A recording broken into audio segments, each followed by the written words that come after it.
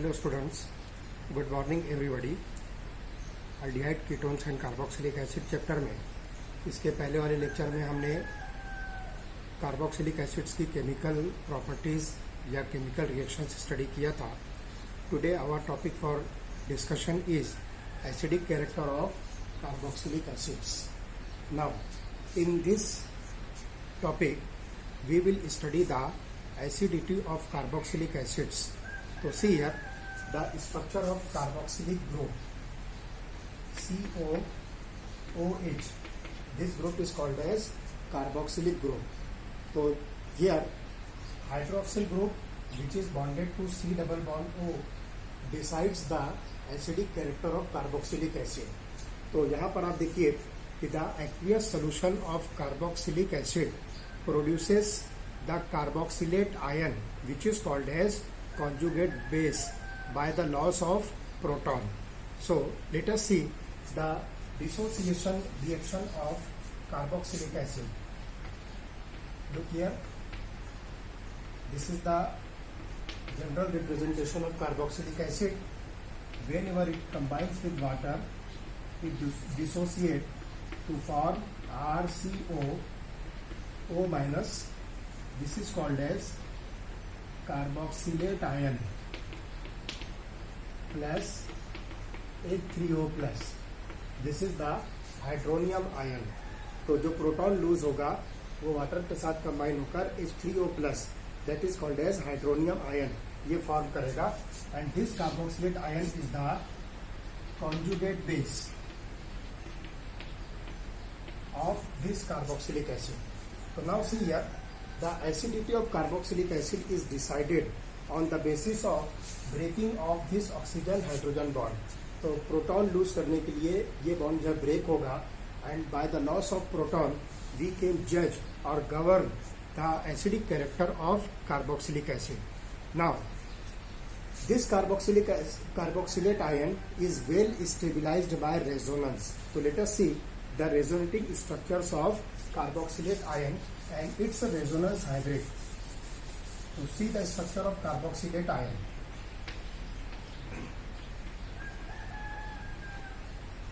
Now the negative charge present on this oxygen is in direct conjugation with carbon oxygen double bond. So this negative charge will shift over here, as a result of which this bond will break. So the next resonating structure can be drawn like this. So this is the structure number 1. This is structure number 2. These two structures are called as resonating structures or canonical structures of carboxylate ion. Now the average of these two structures is nothing but the resonance hybrid. So the resonance hybrid for this carboxylate ion can be drawn like this. पहले structure के अंदर आप देखिए कि double bond जो है इस position पर है, जबकि दूसरे स्ट्रक्चर के अंदर डबल बॉन्ड इस पोजीशन पर है. तो हम यहाँ पर जो है इस रेजोनेंस हाइब्रिड के अंदर इस डबल बॉन्ड को इस तरह से हम जो है डॉटेड लाइन से जो है शो करेंगे और बीच में यहाँ पर हम जो है निगेटिव चार्ज लिखेंगे. So this is called as resonance hybrid.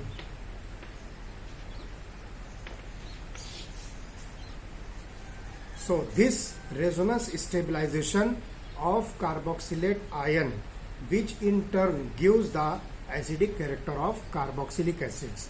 Now which factors influence the acidity of carboxylic acid हम ये जो है स्टडी करने वाले हैं. So in case of carboxylic acid the acidic character of carboxylic acid is determined in terms of its pKa value. pKa values. pKa का मतलब क्या होता है? Potential of dissociation constant for acid. तो pKa वैल्यू जो है जितने भी कार्बोक्सिलिक एसिड्स की होती है वो एसिडिक कैरेक्टर को डिटरमाइन करती है. अब हम यहाँ पर जो है कुछ एग्जांपल्स लेंगे और उस एग्जांपल की बेसिस पर हम एक्सप्लेन करेंगे कि pKa वैल्यू जो है कार्बोक्सिलिक एसिड्स की कम या ज़्यादा होने पर एसिडिक नेचर पर क्या इफेक्ट होता है. तो looks here the examples of acetic acid and the halogen derivative of acetic acid. मतलब यहाँ पर हम जो है mono halogen derivative of acetic acid जो स्टडी करेंगे. तो मैं पहले यहाँ पर आपको 4 मॉलिक्यूल जो है बताता हूँ। लेट अस सी। सबसे पहले हम लिखेंगे acetic acid CH3COOH। Acetic acid का जो pKa वैल्यू है ये है 4.76। तो मैं यहाँ पर लिखूंगा pKa इज इक्वल टू 4.76। अब हम क्या करेंगे, एक हाइड्रोजन इस मिथिल ग्रुप से फ्लोरीन, क्लोरीन, ब्रोमीन और आयोडीन से रिप्लेस करते हैं और इस तरह से हमको देखिए mono halogen substituted acetic acid मिलेगा। तो let us see. If CH2COOH Cl CH2 COOH Br CH2 COOH and ICH2 COOH और इन सब की pKa वैल्यू हम जो है डिटरमाइन करेंगे।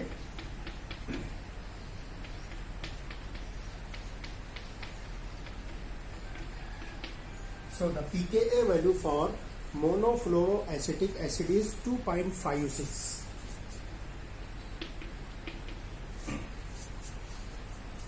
उसके बाद मोनोक्लोरोएसिटिक एसिड की है 2.86, it is 2.90 and this is 3.18। तो इस तरह से आप देख रहे हो कि एसिटिक एसिड की जो pKa वैल्यू 4.76 है, जो इन चारों हैलोजन सब्स्टिट्यूटेड एसिटिक एसिड से ज्यादा है। तो इसका मतलब क्या हुआ कि यहाँ पर जो है हैलोजन जो है इलेक्ट्रोनेगेटिव एटम्स है। So these electronegative atom exerts electron withdrawing inductive effect. हम इसको नाम दे रहे हैं इलेक्ट्रॉन विथड्रॉइंग इंडक्टिव इफेक्ट और इसको हम जो है -I से जो है रिप्रेजेंट करेंगे। तो यहां पर आप एक बात जो है ध्यान रखिए कि यहाँ पर जो हैलोजन है जिसको हम फ्लोरीन, क्लोरीन, ब्रोमीन और आयोडीन से इंडिकेट कर रहे हैं, तो एक बात जो है ध्यान रखिए कि as the electronegativity increases -I effect increases and thus it also decreases the pKa value. तो यहाँ पर एक बात जो है ध्यान रखना है कि among halogens fluorine is more electronegative. तो आप देखिए इसकी pKa वैल्यू जो है सबसे स्मॉलेस्ट है और जैसे जैसे हम जो है फ्लोरीन, क्लोरीन, ब्रोमीन, आयोडीन की तरफ जाते हैं pKa वैल्यू जो है इंक्रीज हो रही है। तो ये बात जो है ध्यान रखना है कि more the electronegativity of the halogen more will be the acidity. तो यहाँ पर जो है आप ध्यान रखिए कि फ्लोरीन सब्स्टिट्यूटेड एसिटिक एसिड जो होगा वो सबसे स्ट्रॉन्गेस्ट एसिड होगा। तो एक बात यहाँ पर ध्यान रखिए कि जो ज्यादा इलेक्ट्रोनेगेटिव एटम है वो सबसे स्ट्रॉन्ग -I इफेक्ट एक्सर्ट करेगा, जिसकी वजह से उसकी pKa वैल्यू जो है सबसे लोवेस्ट होगी। तो lower the pKa value stronger will be the acid. तो आप यहाँ पर देखिए कि मोनोफ्लोरोएसिटिक एसिड जो है इसकी pKa वैल्यू जो है सबसे स्मॉलेस्ट है, तो इसलिए ये जो है सबसे स्ट्रॉन्गर एसिड होगा। तो एसिड की जो स्ट्रेंथ है जो है वो डिटरमाइन होगी -I इफेक्ट ऑफ हैलोजन्स। तो आप यहाँ पर देखिए हम जो है जनरल स्ट्रक्चर जो है बनाएंगे halogen substituted acetic acid X CH2COOH। तो ये हैलोजन जो है electron withdrawing inductive effect -I effect exert करेगा, जिस वजह से कार्बोक्सिलेट आयन जो होगा इसका जो कॉन्जुगेट बेस है that will be stabilised by resonance. और इस तरह से जैसे जैसे आप इलेक्ट्रोनेगेटिविटी इंक्रीज करोगे acidity of carboxylic acid increase होगी। तो ध्यान रखिए -I इफेक्ट एसिडिटी को इंक्रीज करेगा, -I effect increases the acidity. और इसके अपोजिट अगर हम देखें तो +I इफेक्ट जो होगा वो एसिडिटी को डिक्रीज करेगा और इसकी वजह से आपको यहाँ पर जो रेजोनेंस का स्टेबलाइजेशन कम मिलेगा। So more will be the -I effect, stronger will be the acid and lower will be the pKa value. अब एक बात हम यहाँ पर देखते हैं कि इस एसिटिक एसिड के ऊपर जब हम -I इफेक्ट एक्सर्ट करने वाले ग्रुप्स इंक्रीज करते हैं तो एसिडिटी पर जो है क्या इफेक्ट होने वाला है, let us see one by one. तो हम देखते हैं यहाँ पर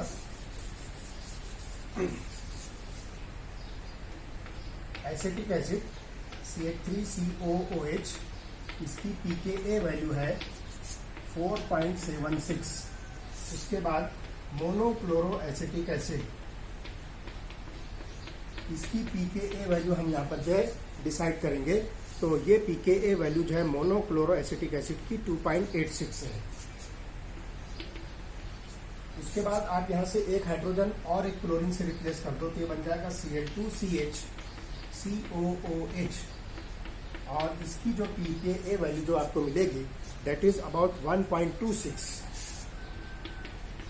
और उसके बाद जो है 3 क्लोरीन यहाँ पर जो आप ले लीजिए तो ये जो मिलेगा trichloro acetic acid and it's pKa value is 0.6। तो आप यहाँ पर देख रहे हो कि here only 1 chlorine atom is present which exerts minus I effect, 2 chlorine atoms are present which exerts 2 minus I effect, and 3 chlorine atoms are present which exerts 3 minus I effect. So as the number of atoms exerting minus I effect, that is electron withdrawing effect, increases, the acidity also increases. तो आप यहाँ पर देख रहे हो ये acetic acid, इसके अंदर कोई भी माइनस आई इफेक्ट एक्सर्ट करने वाला एटम नहीं है, इसलिए देखिए इसकी pKa वैल्यू जो है सबसे लार्जेस्ट है, इसलिए ये सबसे वीकेस्ट एसिड होगा। और जैसे जैसे आप जो यहाँ पर number of chlorine atoms increase करोगे pKa वैल्यू देखो डिक्रीज हो रही है और एसिडिटी जो है ये इंक्रीज होते जाएगी। तो इस तरह से आप देखिए कि trichloro acetic acid is the strongest acid as compare to dichloro acetic acid, which in turn more acidic than monochloroacetic acid, which is more acidic than acetic acid. तो इस तरह से यहाँ पर यह ध्यान रखिए कि as the number of electron withdrawing groups increases, the acidity of carboxylic acid also increases. अब हम यहाँ पर देखते हैं कि what is the effect of acidity on aromatic carboxylic acid. तो आप यहाँ पर देखिए कि हम बेंजोइक एसिड लेंगे। Benzoic acid is stronger acid than acetic acid. तो एसिटिक एसिड और बेंजोइक एसिड का जब हम कंपैरिजन करते हैं तो हमको ये बात पता चलेगी कि बेंजोइक एसिड जो है ये एसिटिक एसिड से ज्यादा स्ट्रॉन्गर एसिड है। तो इस तरह से आप यहाँ पर देखिए बेंजोइक एसिड की जो pKa वैल्यू है दिस इज 4.2 और एसिटिक एसिड की जो pKa वैल्यू है दैट इज 4.76। तो look for the structure of benzoic acid, this is the structure of benzoic acid. तो कार्बोक्सिलिक ग्रुप जिस कार्बन से अटैच्ड है this carbon is sp2 hybrid carbon. तो look here sp2 hybrid carbon exerts the electron withdrawing effect. तो यहाँ पर जो है आप जो है ध्यान रखिए कि ये माइनस आई इफेक्ट जो है एक्सर्ट करेगा, sp2 carbon exerts minus I effect और इसकी वजह से जो कार्बोक्सिलेट आयन बनेगा बेंजोइक एसिड का that will be stabilised by resonance और इसकी वजह से एसिडिटी जो है इंक्रीज होगी। तो यही वजह है कि आप यहाँ पर देख रहे हो बेंजोइक एसिड के अंदर कार्बोक्सिलिक एसिड जिस कार्बन से अटैच्ड है वो sp2 कार्बन है और ये माइनस आई इफेक्ट जो है एक्सर्ट करने की वजह से ये स्ट्रॉन्गर एसिड बनेगा। आप देखिए इसकी pKa वैल्यू जो है लेस है और यहाँ पर जो एसिटिक एसिड के अंदर sp2 कार्बन नहीं होता है, इसलिए यहाँ का जो कार्बोक्सिलेट आयन है that will be less stabilised by resonance, so it's pKa value is higher. तो हम यहाँ पर जो सिंपली कह सकते हैं कि aromatic carboxylic acids are stronger acid than aliphatic carboxylic acid. Now if we attach the electron donating or electron withdrawing groups on benzene, so what is the influence of those groups on the acidity of the benzoic acid? तो हम यहाँ पर देखेंगे कि हमारे पास जो है दो तरह के डिफरेंट जो है ग्रुप्स होते हैं। तो हम सबसे पहले जो है डिस्कस करेंगे कि यहाँ पर जो है इलेक्ट्रॉन विथड्रॉइंग ग्रुप्स जैसे कि क्लोरीन, साइनाइड और नाइट्रो। क्लोरीन, साइनाइड और नाइट्रो ग्रुप्स ये जो है हम इसको नाम देंगे these are electron withdrawing groups.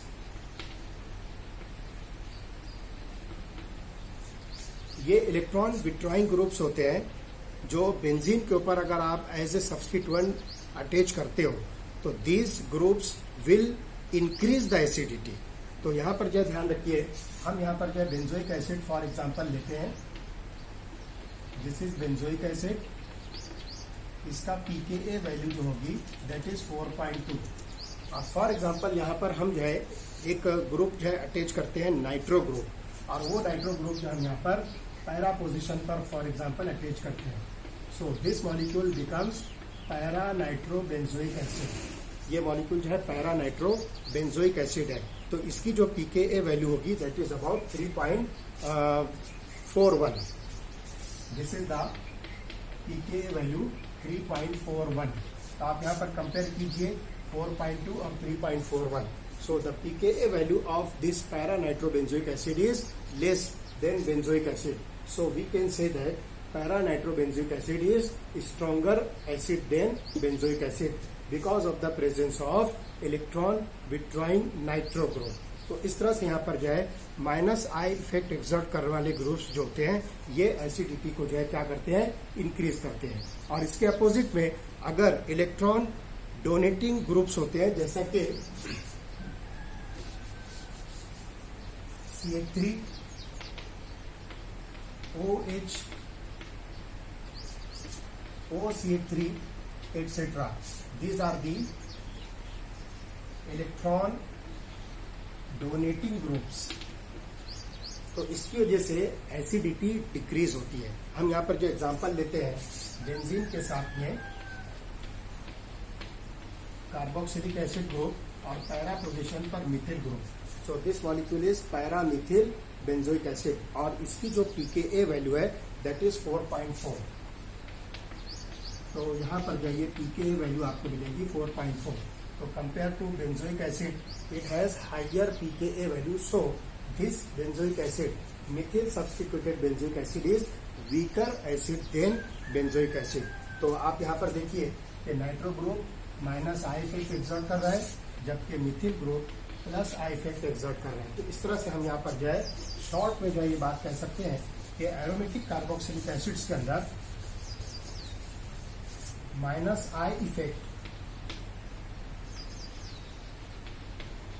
Increases the acidity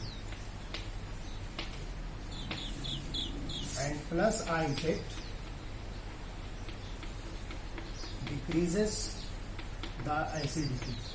तो इस तरह से सिंपली हम जो है कार्बोक्सिलिक एसिड्स की एसिडिटी को एक्सप्लेन कर सकते हैं, उसको डिटरमाइन कर सकते हैं। So in this way we have completed the chapter aldehydes, ketones and carboxylic acid. इसके बाद हम जो है न्यू चैप्टर स्टार्ट करने वाले हैं that is coordination compounds. Okay.